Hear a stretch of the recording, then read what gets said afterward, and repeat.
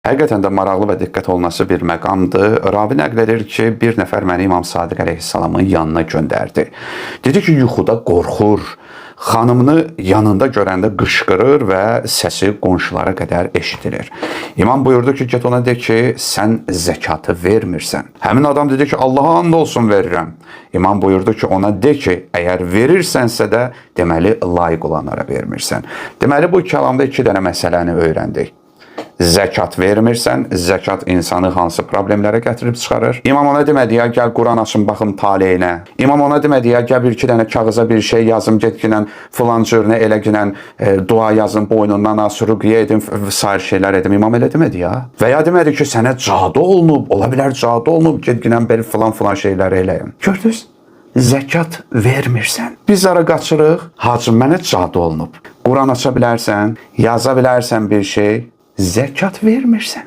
Əlbəttə bu zəkat məsələsi bir şeyə aiddir. Bunun başqa şeyləri də var. Zəkat barəsində mən danışmışam, xums barəsində də danışmışam. Qısaca deyim ki, zəkat o şeydir ki, təbiətin verdiyi tövhədən sən yararlanırsan. Məsələn, heyvandarlıqla məşğul olursan, heyvan saxlayırsan, təbiətin də burada zəhməti var. Sən o zəhmətin sayəsində bəhrə əldə edirsən və gərək müəyyən nisab həddinə çatdıqda ondan müəyyən qədər zəkat çıxarasan. Və ya əkinçiliklə məşğul olursan, torpaq, yağış, nə bilim, günəş və s.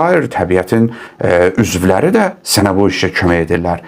Əkinin müəyyən nisab həddinə çatanda gərək zəkatını verəsən. Və ya mədəndən, torpaqdan çıxartdığın şeylər var ki, o da təbiətə aiddir. Ondan da sən faydalanırsansa, müəyyən nisab həddinə çatanda gərək onun vacib zəkatını verəsən. Bir də var xums ki, burada daha çox insanın zəhməti öndədir. Məsələn, döyüşdə əldə edilən qənimətlərdir, dənizin dibində tapılan xəzinədir və ya insanın öz qazancı ilə əldə etdiyi mənfəətlərdir ki, bu da müəyyən bir həddə çatanda onun müəyyən hissəsi ödənilir.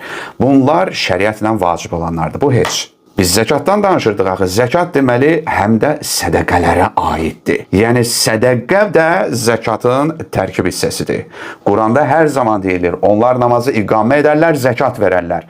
Bəzən görürsən ki, insanlar yüzlərlə rükət namaz qılarlar.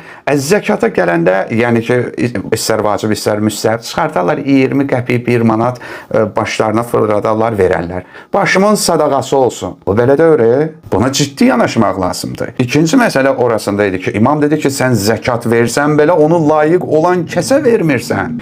Biz elə bilirik ki, metronun, tinin, orada burada kimsə dayanıbsa çıxarıb 20 qəpi verəndə biz sədəqə vermiş oluruq. Ona görə mən hər dəfə deyirəm, əzizlər, il boyu ərzində